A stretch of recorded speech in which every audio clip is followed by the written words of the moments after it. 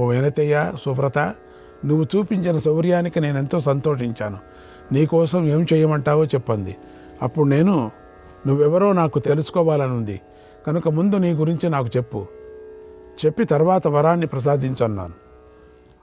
ఆ శరీరవాణియే భగవంతుడు. ఆయన నా మాటలకు ప్రసన్నుడై మేఘగంభీర ధ్వనితో పెద్దగా నవ్వి ఇలా అన్నాడు. వాఘనం భవమే సాధు, వాఘనం భవమే సాధు, వరం దద్మి తవోత్తమం, వరం దద్మి తవోత్తమం.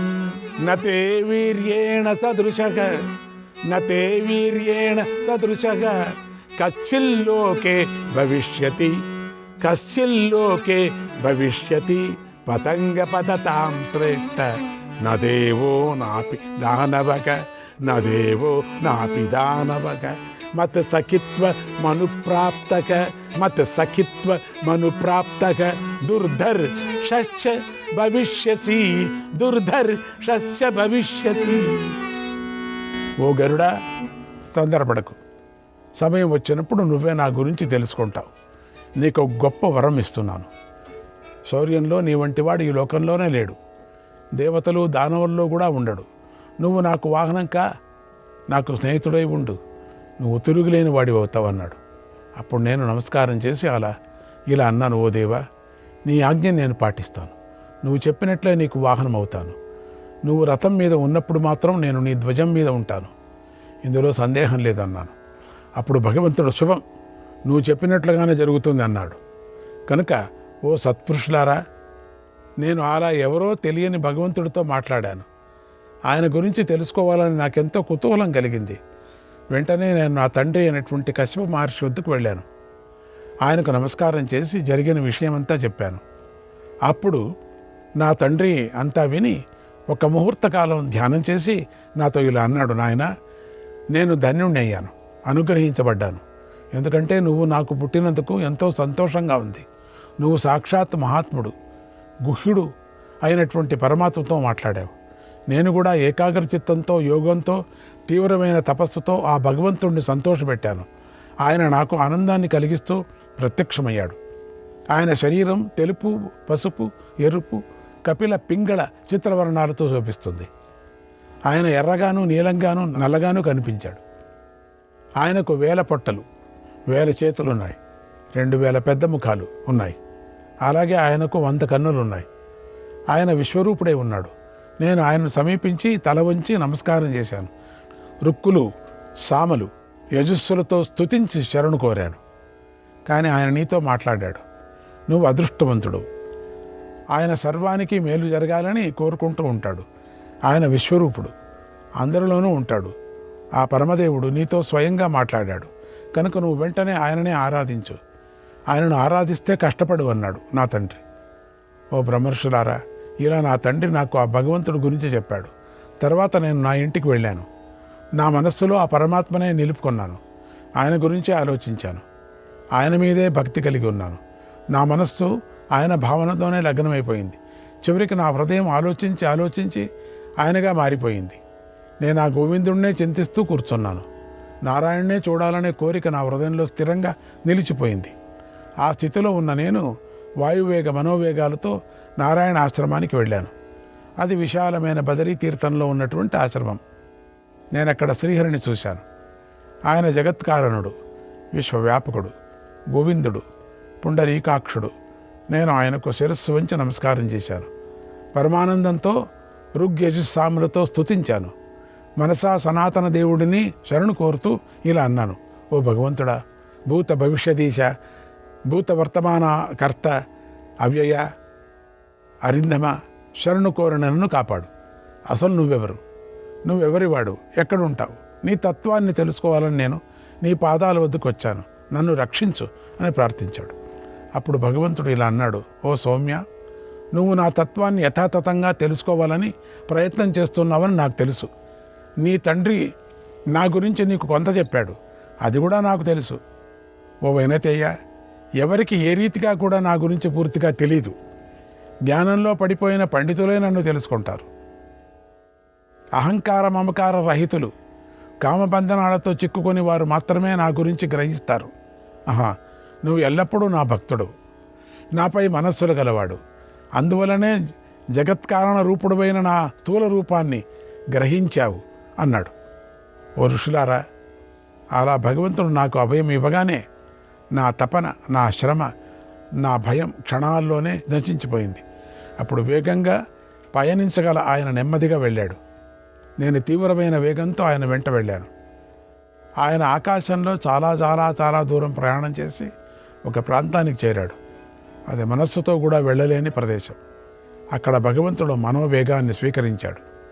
నన్ను మోహితుడిని చేసి క్షణంలో అదృశ్యమైపోయాడు.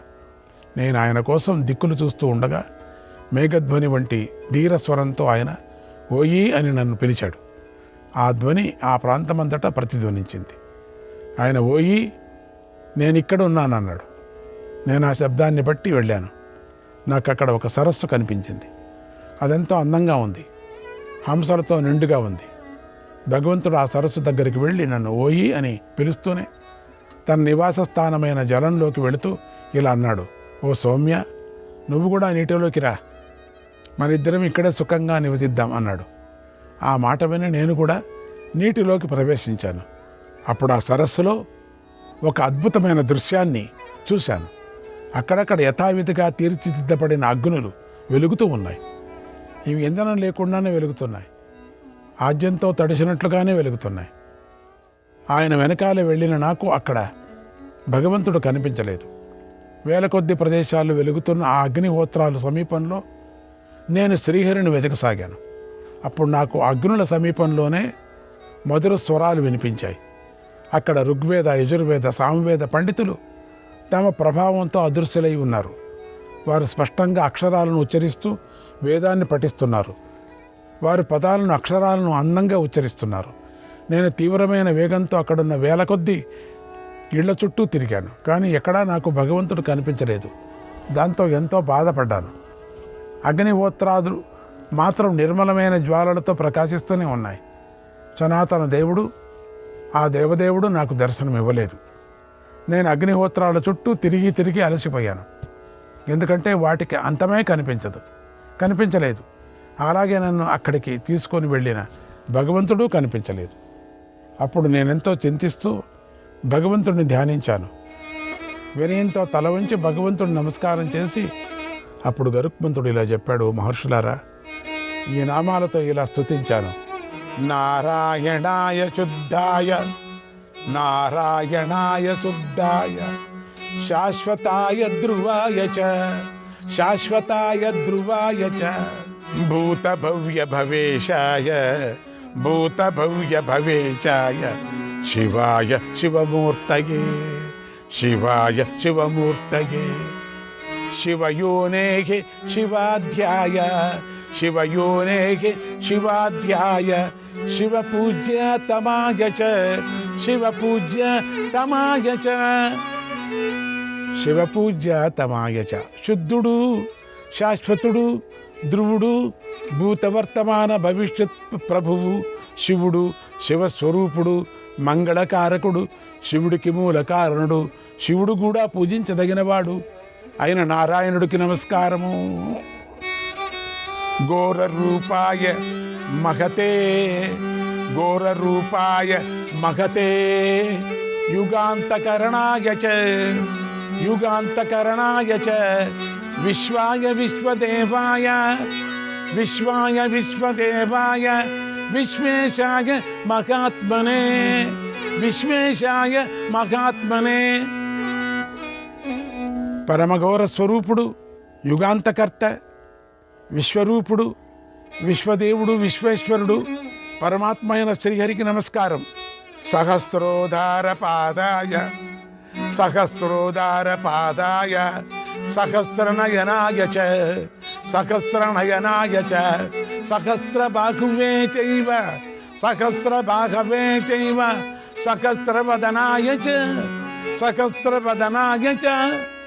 వేల ఉదరాలు, వేల పాదాలు, వేల నయనాలు, వేల బాహువులు, వేల వదనాలు గల నారాయణుడికి నమస్కారం. పవిత్ర కీర్తిమంతుడు, మహాత్ముడు, ఋతు సంవత్సర స్వరూపం గలవాడు ఋగ్యజుస్సాను వదనుడు అథర్వ శిరస్కుడు అయినటువంటి శ్రీహరికి నమస్కారం. ఋషికేశాయ కృష్ణాయ ఋషికేశాయ కృష్ణాయ ద్రోహిణోరుక్రమాయ చ ద్రోహిణోరుక్రమాయ చ బ్రహ్మేంద్రకాయ తార్క్ష్యాయ బ్రహ్మేంద్రకాయ తార్క్ష్యాయ బ్రహ్మేంద్రకాయ తార్క్ష్యాయ వరాహైక శృంగిణే వరాహైక శృంగిణే. ఋషికేశుడు కృష్ణుడు బ్రహ్మదేవుడు త్రివిక్రముడు బ్రహ్మేంద్ర స్వరూపుడు గరుడరూపుడు ఏకశృంగ వరాహుడు అయిన నారాయణుడికి నమస్కారము. శిపి విష్ణుడు సత్యస్వరూపుడు హరి శిఖండి అగ్నిస్వరూపుడు ఊర్ధ్వముఖుడు రౌద్రానికుడు సాధువు సింధువు సముద్రంలో పడుతున్న వర్షాన్ని అరికట్టేవాడు గంగా స్వరూపుడైన శ్రీహరికి నమస్కారము. గరుడరూపుడు రుద్రరూపుడు సుధాముడు ధర్మాధర్మ స్వరూపుడు సామ్రాట్టు ఉగ్రరూపుడు సత్కర్మలు కలవాడు రజోగుణహీనుడు ఉత్పత్తి కారణుడు భవరూపుడైన నారాయణుడికి నమస్కారము. వృషాయ వృషరూపాయ వృషాయ వృషరూపాయ విభవే భూర్భువాయ చ విభవే భూర్భువాయ చ దీప్తసృష్టాయ యజ్ఞాయ దీప్తసృష్టాయ యజ్ఞాయ స్థిరాయ స్థవిరాయ చ స్థిరాయ స్థవిరాయ చ. వృషుడు వృషరూపుడు కోరినవి కురిపించేవాడు ధర్మరూపుడు విభుడు భువర్లోక రూపుడు తేజస్సులు సంపాదించే యజ్ఞస్వరూపుడు స్థిరుడు స్థవిరుడు అయిన నీకు నమస్కారము. అచ్యుతాయ తుషారాయ అచ్యుతాయ తుషారాయ వీరాయ చ సమాయ చ వీరాయ చ సమాయ చ జిష్ణవే పురుహూతాయ జిష్ణవే పురుహూతాయ వశిష్ఠాయ వరాయ చ వశిష్ఠాయ వరాయ చ. అచ్యుతుడు తుషారుడు వీరుడు సముడు జిష్ణువు పురూహుతుడు వశిష్ఠుడు వరుడు అయిన శ్రీహరికి నమస్కారము. సత్యేశాయ సురేశాయ సత్యేశాయ సురేశాయ హరయేత శిఖండినే హరయేత శిఖండినే బర్హిషాయ వరేణ్యాయ బర్హిషాయ వరేణ్యాయ వసవే విశ్వవేదసే వసవే విశ్వవేదసే వసవే విశ్వవేదసే. సత్యస్వరూపుడు దేవేశుడు హరి శిఖండి బర్హిషుడు వరేణ్యుడు వసువు విశ్వస్రష్ట అయిన శ్రీహరికి నమస్కారం. కిరీటి సుకేశుడు వాసుదేవుడు పరాక్రమవంతుడు సుషేణుడు యుగ్యుడు దుందువి అయినటువంటి నారాయణుడికి నమస్కారం.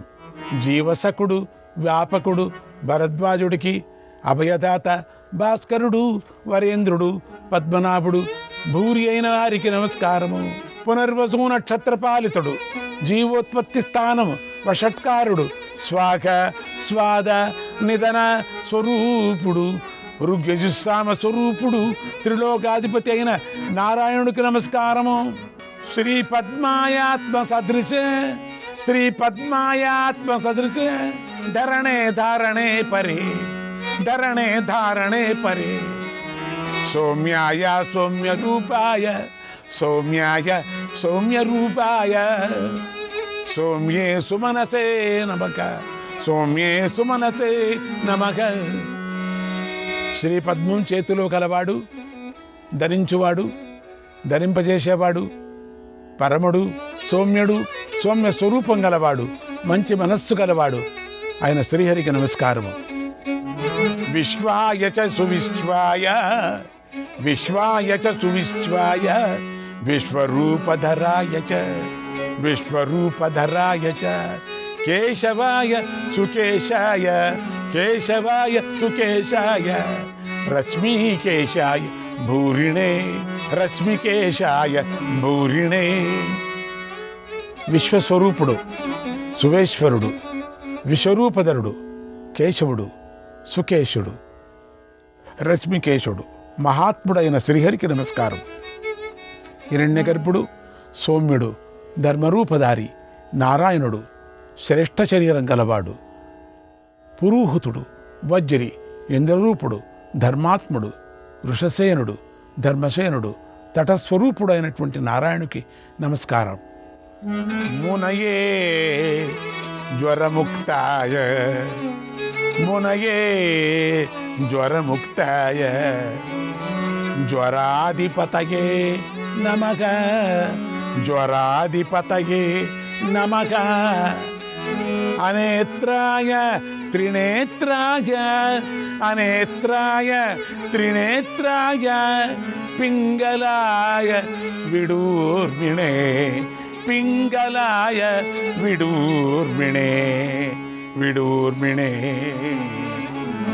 ముని చింతారహితుడు జ్వరాధిపతి అనేత్రుడు త్రినేత్రుడు పింగళుడు ప్రజాసముద్రుడు అయిన హరికి నమస్కారము.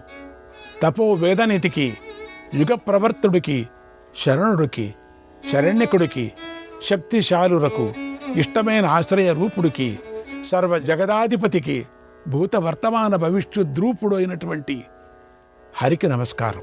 పాహి మాం దేవదేవేశ పాహి మాం దేవదేవేశ కోప్యజోషి సనాతన కోప్యజోషి సనాతన ఏవం గతోషి శరణం ఏవం గతోషి శరణం శరణ్యం బ్రహ్మయోనినాం శరణ్యం బ్రహ్మయోనినాం.